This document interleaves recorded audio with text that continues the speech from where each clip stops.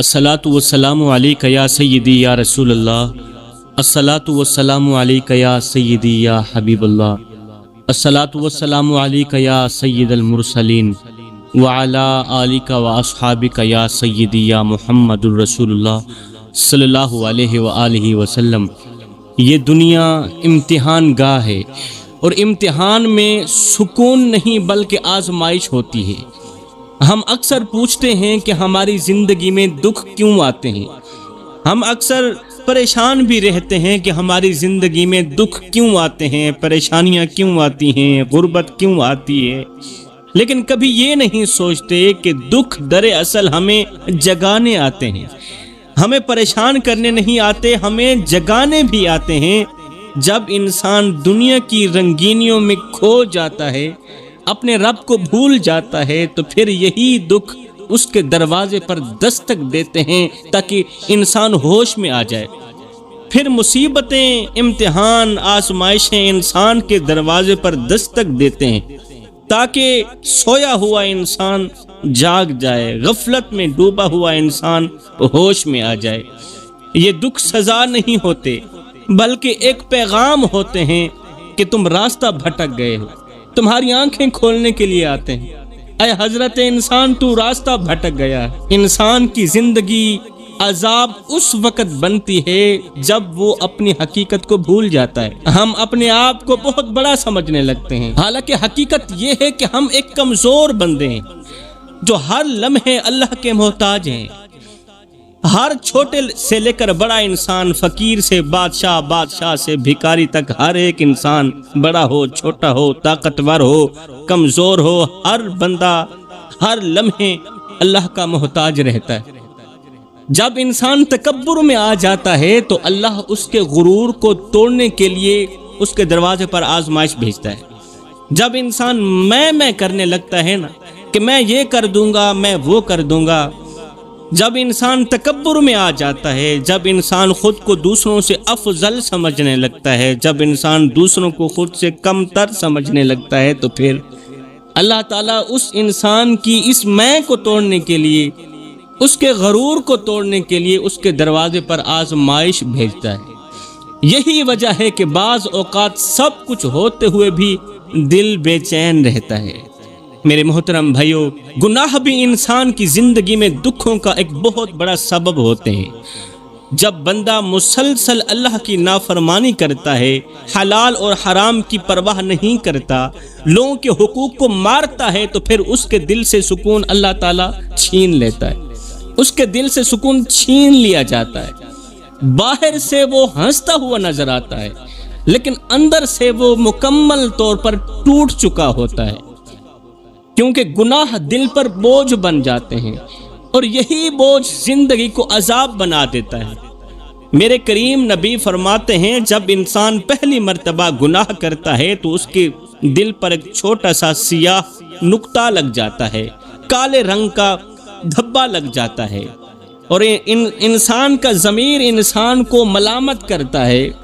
گناہ کرتے ہوئے، رشوت لیتے وقت، گناہ کرتے وقت، سود کا پیسہ لیتے اور دیتے وقت، کسی کا حق مارتے وقت، ایک تو انسان کے دل پر ایک کالا دھبا لگ جاتا ہے، سیاہ دھبا لگ جاتا ہے۔ دوسرا، انسان کا جو ضمیر ہوتا ہے، انسان کے اندر کا جو مفتی ہوتا ہے، وہ انسان کو ملامت کرتا ہے کہ تو غلط کر رہا ہے۔ جب انسان دوسری مرتبہ یہ گناہ کرتا ہے تو پھر انسان کا ضمیر اسے ملامت کرنا ہلکا کر دیتا ہے، مگر وہ جو سیاہ نقطہ تھا وہ تھوڑا بڑا ہو جاتا ہے۔ جب انسان چوتھی مرتبہ گناہ کرتا ہے تو پھر انسان کا دل مکمل طور پر اس وقت سیاہ ہو جاتا ہے۔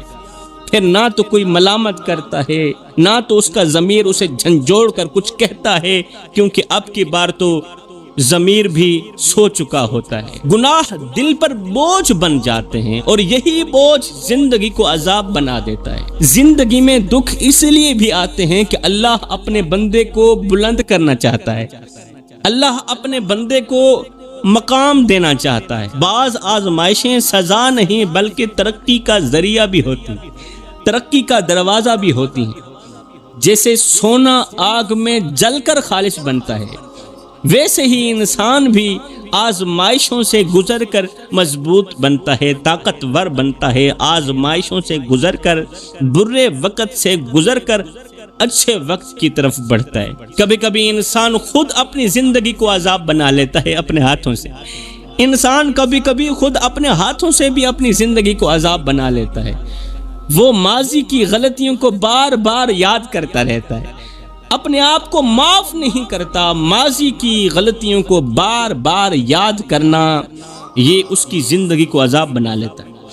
اپنے آپ کو معاف نہیں کرتا اور مستقبل کے خوف میں جیتا ہے یہ شخص۔ نہ وہ ماضی چھوڑتا ہے، نہ حال کو سنبھالتا ہے اور نہ ہی حالات کو سنبھالتا ہے۔ یہی وجہ ہے کہ اس کی زندگی بے سکونی کا شکار ہو جاتی ہے۔ حالانکہ سکون اس وقت آتا ہے جب انسان اللہ پر مکمل طور پر بھروسہ کر کے آگے قدم اٹھاتا ہے، آگے بڑھتا ہے۔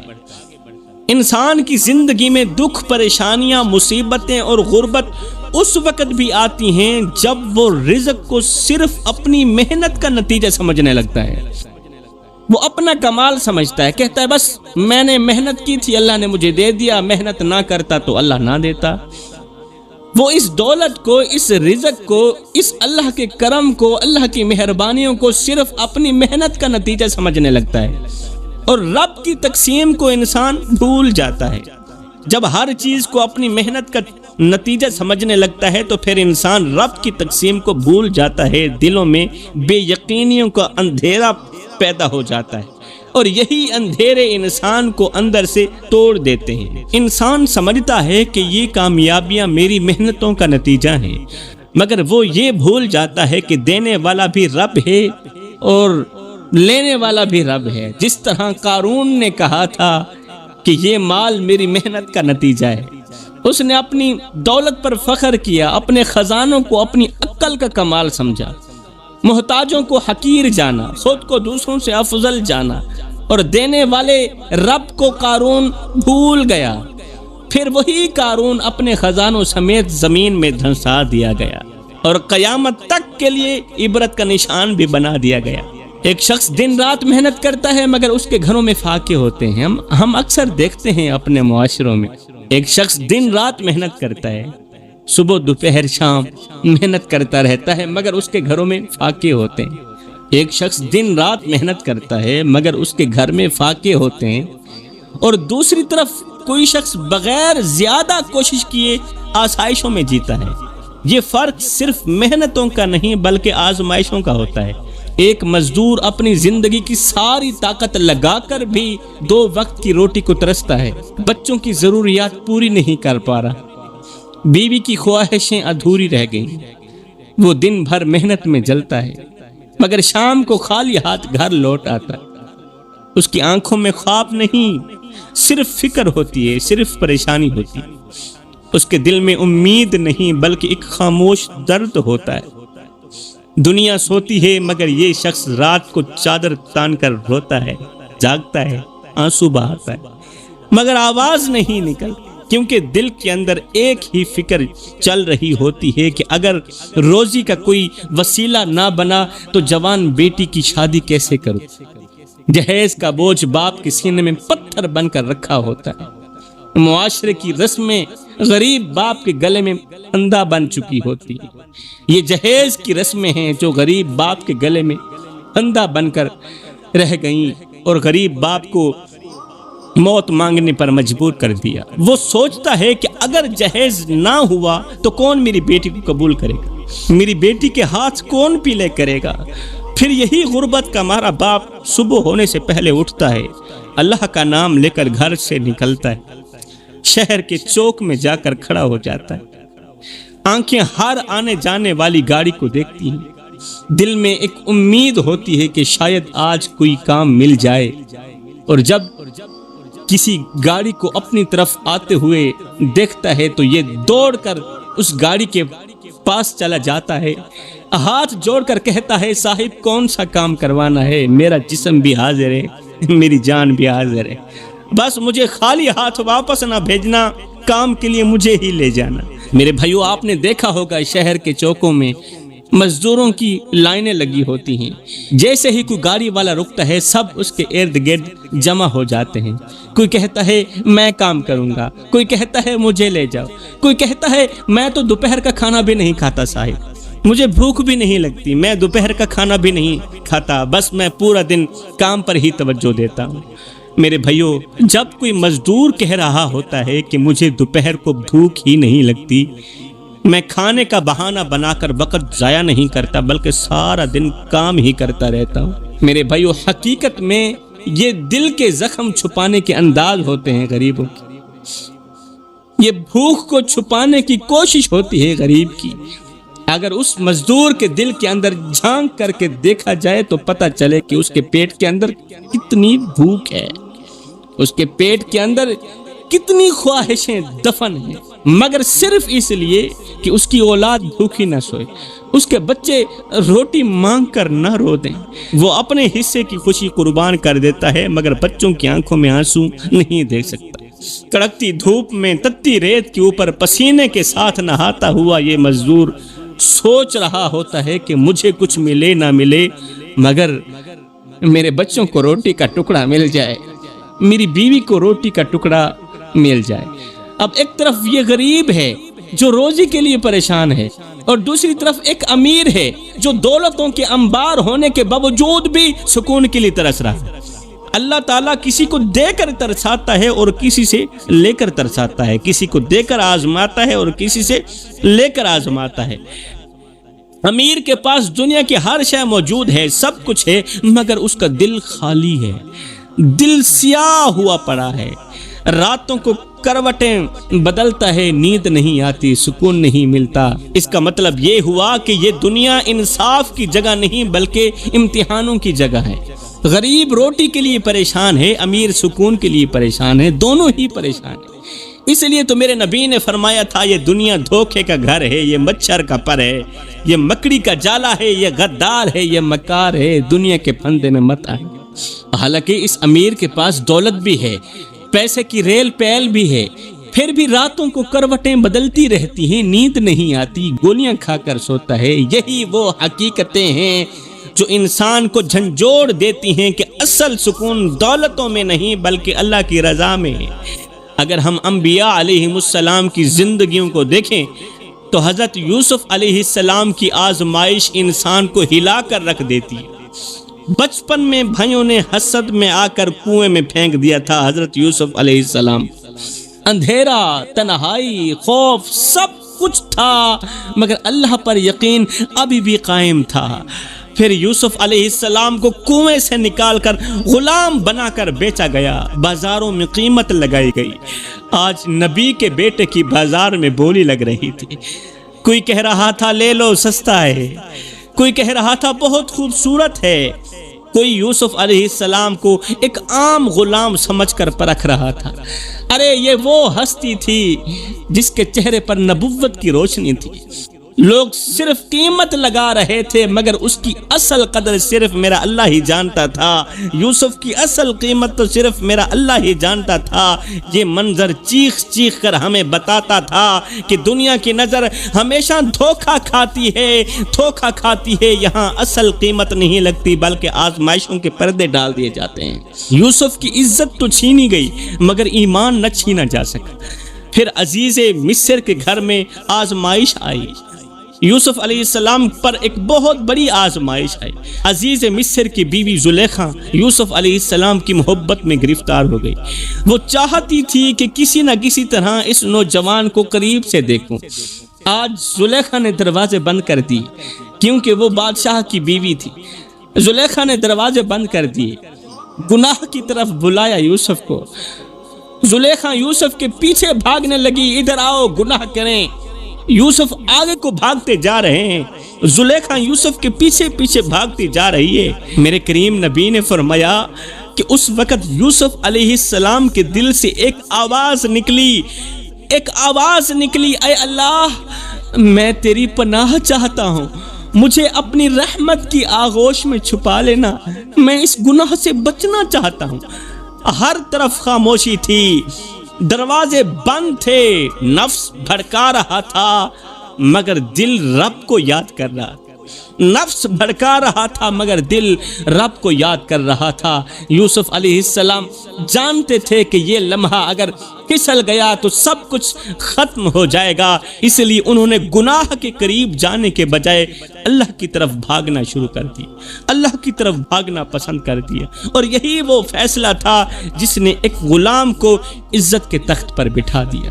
پھر حضرت یوسف علیہ السلام پر جھوٹا الزام لگا کر اسے قید خانے میں ڈال دیا گیا۔ قید کی سلاخوں کے پیچھے حضرت یوسف علیہ السلام اپنے بوڑھے باپ حضرت یعقوب علیہ السلام کو بہت یاد کرتے تھے۔ قید کی سلاخوں کے پیچھے یوسف اپنے بوڑھے باپ حضرت یعقوب علیہ السلام کو بہت یاد کرتا تھا۔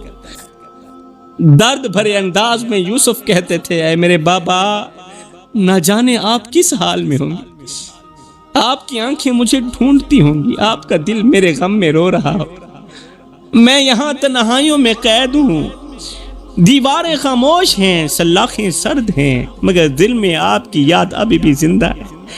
یہاں نہ کوئی اپنا ہے نہ کوئی سہارا ہے، بس رب ہی ہے جو میرا حال جانتا ہے، اور وہی رب ایک نہ ایک دن مجھے اس اندھیرے سے ضرور نکالے گا۔ مجھے رب پر یقین ہے۔ اب ادھر سے قید کی سلاخوں کے پیچھے بیٹھ کر حضرت یوسف علیہ السلام اپنے بوڑھے باپ کو یاد کرتے تھے، ادھر سے کنعان کی سرزمین پر بیٹھے حضرت یعقوب علیہ السلام اچانک رو پڑتے تھے۔ عین اسی لمحے روتے جب ادھر سے بیٹا یاد کرتا، بیٹا باپ کو یاد کرتا، اور ادھر سے باپ بیٹے کو یاد کرتا۔ آپ اچانک رو پڑتے اور کہتے، آج مجھے کیوں لگ رہا ہے کہ میرا بیٹا یوسف مجھے یاد کر رہا ہے، آج مجھے کیوں لگ رہا ہے میرا بیٹا یوسف مجھے یاد کر رہا ہے۔ یہ ہوتی ہے باپ کی محبت، یہ ہوتا ہے دلوں کا وہ رشتہ جسے فاصلے بھی نہیں توڑ سکتے۔ ایک طرف بیٹا قید کی تنہائیوں میں تڑپ رہا ہے اور دوسری طرف باپ دور بیٹھ کر اس کے درد کو محسوس کر رہا ہے۔ آنکھوں سے آنسو بہ رہے ہیں، دل بے چین ہے، مگر امید ابھی بھی زندہ ہے کہ ایک دن میرا یوسف مجھے ضرور ملے گا۔ یہ تھا اللہ پر یقین۔ سالوں کی سختیاں، بے بسی، نہ کوئی سہارا، نہ کوئی اپنا، نہ کوئی پرایا، مگر یوسف علیہ السلام کی زبان پر شکوہ نہ آیا۔ پھر جب اللہ کا خاص کرم ہوا تو وہی قید خانہ یوسف علیہ السلام کی عزت کا راستہ بنا، اور وہی غلام ایک دن مصر کے خزانوں کا مالک بنا دیا گیا، مصر کے تخت کا بادشاہ بنا دیا گیا۔ ایک طرف آج کا انسان ہے جو معمولی مشکل پر ٹوٹ جاتا ہے، رونے لگتا ہے، اور دوسری طرف وہ نبی ہے جو آزمائشوں کے پہاڑ تلے بھی صبر کے ساتھ کھڑا رہتا ہے۔ یہاں پر شکوہ کرنے والے بھائیوں کے لیے ایک بہترین سا سبق ہے کہ دکھ اور پریشانیاں اس لیے نہیں آتی کہ انسان کو ختم ہی کر دیں، بلکہ اس لیے آتی ہیں کہ اسے اپنے رب کی طرف جھکا دیں۔ آزمائشیں آتی ہیں اس لیے کہ انسان کو ترقی کی طرف لے جایا جائے۔ اور سنو میرے بھائیو، انسان کی زندگی میں دکھ، پریشانیاں، مصیبتیں اور غربت اس وقت بھی آتی ہیں جب انسان اپنے رشتوں کی قدر کھو دیتا ہے اور دل توڑنے کو معمولی سمجھنے لگتا ہے۔ انسان سمجھتا ہے کہ لفظوں کی چوٹ کچھ نہیں ہوتی، مگر یہی جملے، یہی رویے، یہی لفظوں کی سختیاں دلوں کو زخمی کر دیتی۔ ارے نادان انسان، دل کوئی عام چیز نہیں ہے، یہ وہ نازک امانت ہے جسے ٹوٹنے میں ایک لمحہ لگتا ہے مگر جڑنے میں ساری زندگی لگ جاتی ہے۔ تم ایک سخت لفظ بول کر آگے بڑھ جاتے ہو مگر سامنے والا ساری زندگی اس چوٹ کو اپنے اندر لیے پھرتا ہے، ساری زندگی۔ وہ مسکراتا ضرور ہے مگر اندر سے ٹوٹا ہوا ہوتا ہے۔ یاد رکھو، تلوار کا زخم بھر جاتا ہے مگر لفظوں کا زخم زندگی بھر نہیں بھرتی۔ اس لیے بولنے سے پہلے سوچ لیا کرو، کیونکہ کبھی کبھی آپ کا ایک جملہ کسی کی پوری زندگی تباہ کر سکتا ہے۔ آج ہم اپنے معاشرے میں دیکھتے ہیں کہ ماں باپ کو تنہا چھوڑ دیا جاتا ہے، بہن بھائیوں سے تعلق توڑ لیا جاتا ہے، بیوی شوہر سے ناراض ہے، شوہر بیوی سے ناراض ہے، اور پھر یہی لوگ پیروں کے پاس جا کر کہتے ہیں کہ ہماری زندگی میں سکون کیوں نہیں ہے۔ ایک طرف وہ بیٹا ہے جو ماں کی آنکھوں میں آنسو دے کر باہر ہنستا پھرتا ہے، اور دوسری طرف وہی بیٹا راتوں کی تنہائیوں میں اٹھ اٹھ کر روتا ہے، بے چین ہے، دل بے قرار ہے، دل بے اطمینانی کا سبب بنا ہوا ہے، پوری رات نیند نہیں آتی، کروٹیں بدلتی رہتی ہیں، دل گھبراتا ہے، سکون کہیں کھو گیا ہے، مگر پھر بھی اسے عقل نہیں آتی کہ تیرا باپ تیری وجہ سے رو رہا ہے، ابھی بھی تو پیروں کے پاس جاتا ہے، زندگی میں سکون نہیں ہے، گھر میں جو بہت بڑا مرشد بیٹھا ہوا ہے جس کا نام باپ ہے، جو بہت بڑا مرشد بیٹھا ہے جس کا نام ہے ماں، ان کے پاس جانا، ان سے معافی مانگنا، ان کا دل مت توڑ، ان کا دل مت توڑ، ان کو خوشیاں دے، ان کے چہروں پر مسکراہٹ لا، پھر دیکھنا اللہ تعالیٰ تیری زندگی بھی سنوار دے گا، تیری دنیا بھی سنوار دے گا، تیری آخرت بھی سنوار دے گا۔ اب ایک طرف وہ شخص ہے جو رشتوں کو ٹھکرا کر اپنی انا کو بچاتا ہے، اور دوسری طرف وہی شخص تنہائیوں میں، راتوں کی تنہائیوں میں اٹھ اٹھ کر گڑ گڑاتا ہے، خود کو محفلوں میں بھی اکیلا محسوس کرتا ہے، خود کو بھیڑ میں بھی اکیلا محسوس کرتا ہے۔ کیوں؟ اس لیے کہ اس نے ایک کا نہیں ہزاروں کا دل دکھا رکھا ہوتا ہے۔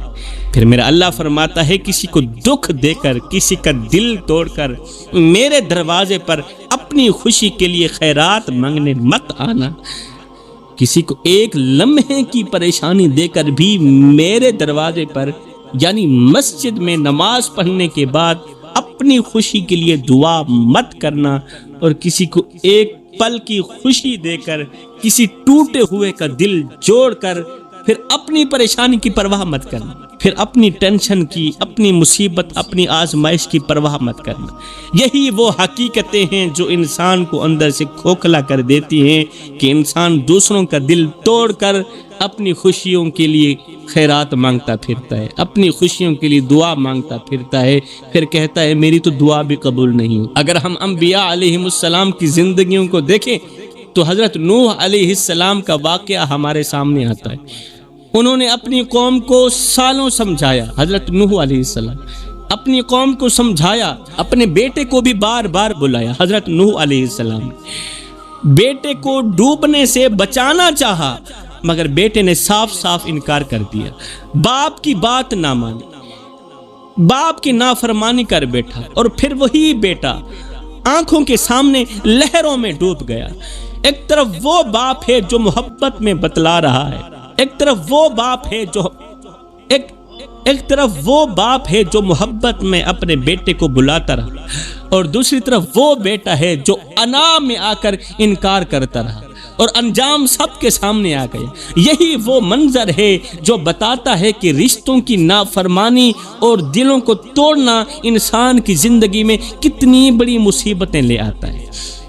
آخر میں سبق یہ ملتا ہے کہ دکھ اور پریشانیاں صرف باہر سے نہیں آتی، بلکہ اکثر ہمارے اپنے رویوں کا نتیجہ بھی ہوتی ہیں۔ اگر انسان رشتوں کی قدر کرنا سیکھ لے، دلوں کو جوڑنا سیکھ لے، معاف کرنا سیکھ لے، تو یہی زندگی سکون میں بدل سکتی ہے، یہی پریشانیاں خوشیوں میں بدل سکتی ہیں۔ میرے محترم بھائیوں، انسان کی زندگی میں دکھ، پریشانیاں، مصیبتیں اور غربت اس وقت بھی آتی ہیں جب وہ صبر کا دامن چھوڑ دیتا ہے اور جلد بازیوں میں انسان فیصلے کرنے لگتا ہے۔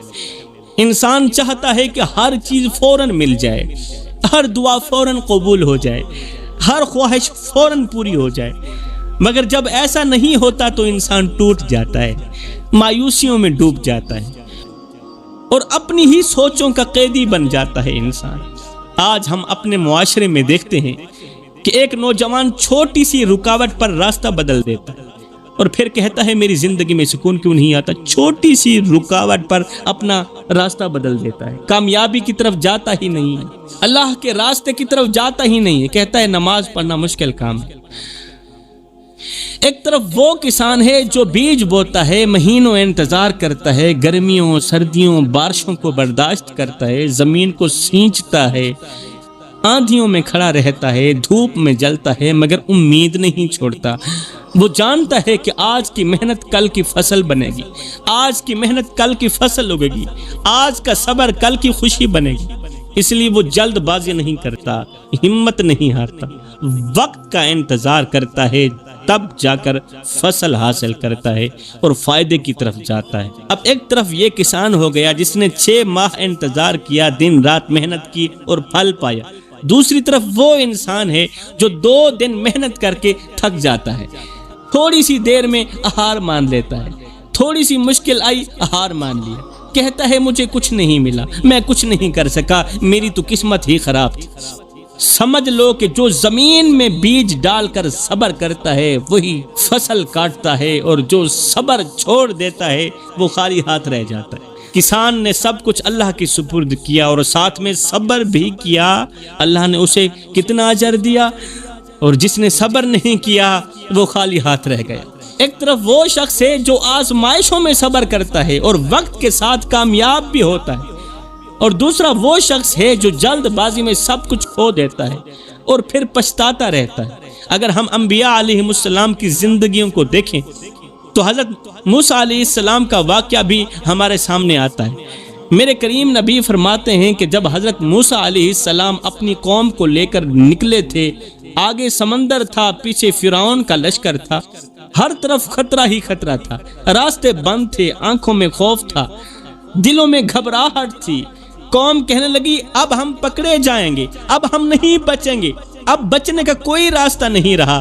مگر اسی لمحے موسیٰ علیہ السلام نے یقین سے فرمایا، سب کو فرمایا نہیں، میرا رب میرے ساتھ ہے اور وہی راستہ نکالے گا۔ یقین تھا میرا رب میرے ساتھ ہے اور وہی رب راستہ نکالے گا۔ پھر اللہ کا حکم آیا، لاٹھی ماری گئی اور وہی سمندر 2 حصوں میں تقسیم ہو گیا، درمیان میں ایک بہت بڑا کارپیٹ روڈ بچ گیا، راستہ بن گیا، لوگ گزر گئے اور فرعون اپنے لشکر سمیت وہیں ڈوب گیا۔ یہی وہ لمحہ تھا جو سکھاتا ہے کہ جب انسان ہر طرف سے گر جائے، راستے بند ہو جائیں، تب بھی اللہ پر یقین رکھنا چاہیے، کیونکہ وہی رب بند راستوں میں راستہ پیدا کرتا ہے۔ کسان کو اگر اللہ پر یقین نہ ہوتا، کسان کبھی بھی کامیاب نہ ہوتا۔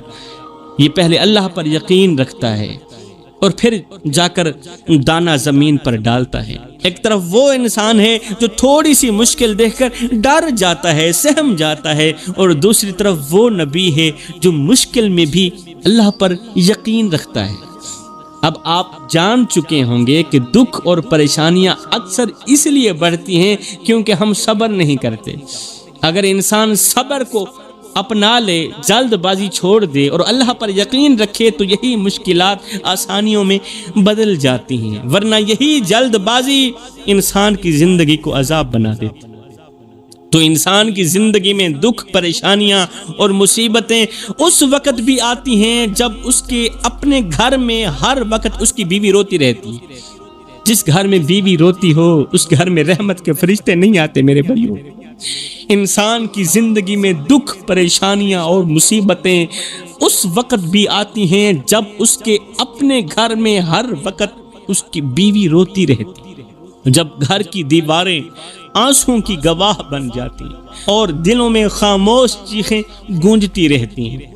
انسان سمجھتا ہے کہ یہ تو معمولی بات ہے، 2 لفظ سخت بول دیے تو کیا ہو گیا، تھوڑا سا غصہ کر لیا تو کیا ہو گیا، مگر وہ یہ نہیں جانتا کہ یہی رویے ایک گھر کا سکون چھین لیتے ہیں۔ ایک طرف وہ عورت ہے جو دن بھر گھر سنبھالتی ہے، شوہر کی خدمت کرتی ہے، بچوں کی پرورش کرتی ہے، مگر رات کو تنہائی میں وہ شوہر کی بدسلوکی کی وجہ سے آنسو بہاتی ہے، بستر اوڑھ کر روتی ہے، چادر تان کر روتی ہے۔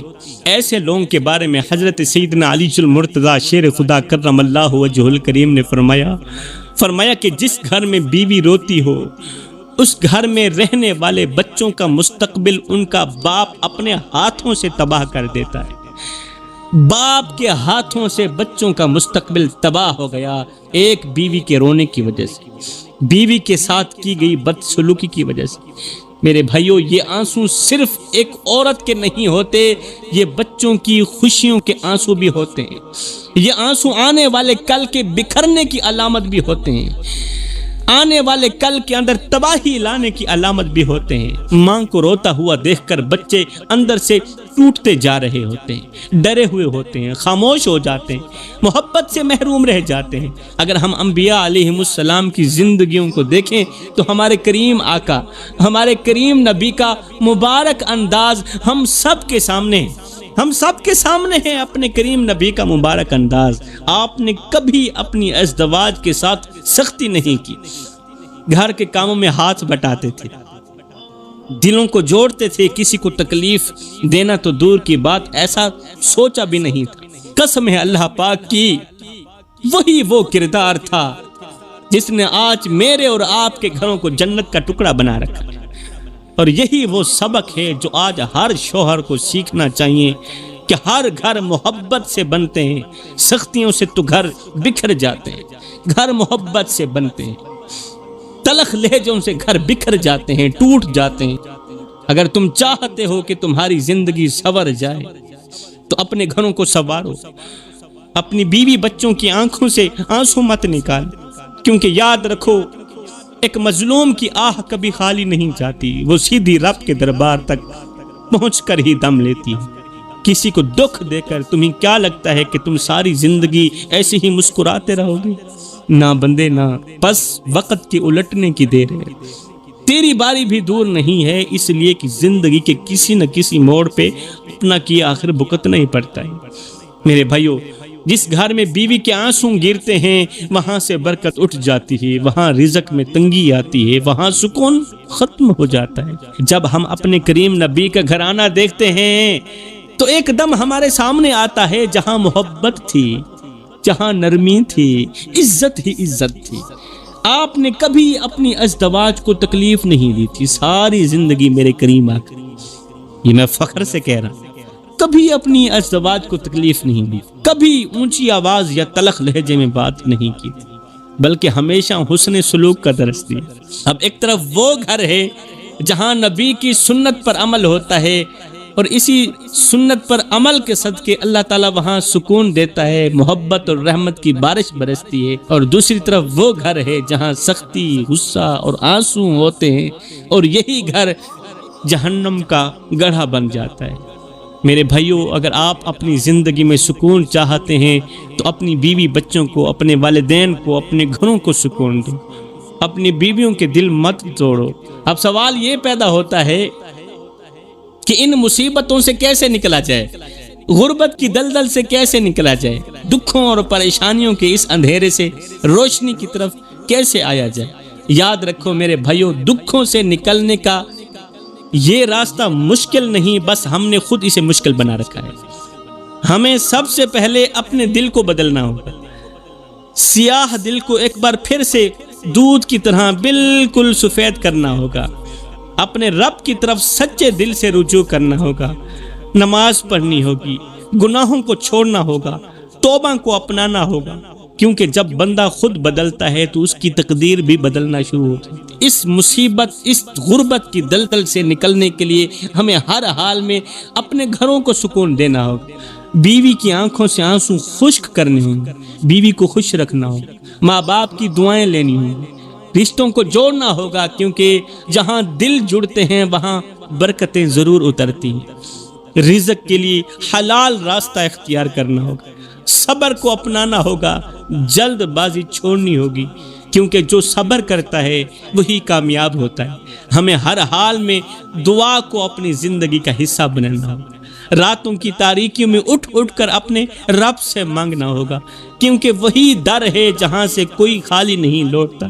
اگر ہم ان اصولوں کو اپنی زندگی میں لے آئیں تو ہماری تمام مصیبتیں آسانیوں میں بدل جائیں گی انشاءاللہ۔ میں دعا کرتا ہوں کہ اللہ تعالی ہماری آج کی یہ حاضری اپنی پاک بارگاہ میں قبول فرمائے، ہمارے بیٹھنے کو عبادت بنائے، ہمارے سننے کو ہدایت بنائے، اور ہمارے دلوں کو اپنی محبت سے بھر دے۔ یا اللہ، ہمارے گناہوں کو معاف فرما، ہماری پریشانیوں کو دور فرما، ہمارے گھروں میں سکون، محبت اور برکتیں عطا فرما۔ آمین ثم آمین، وما علینا الا البلاغ المبین۔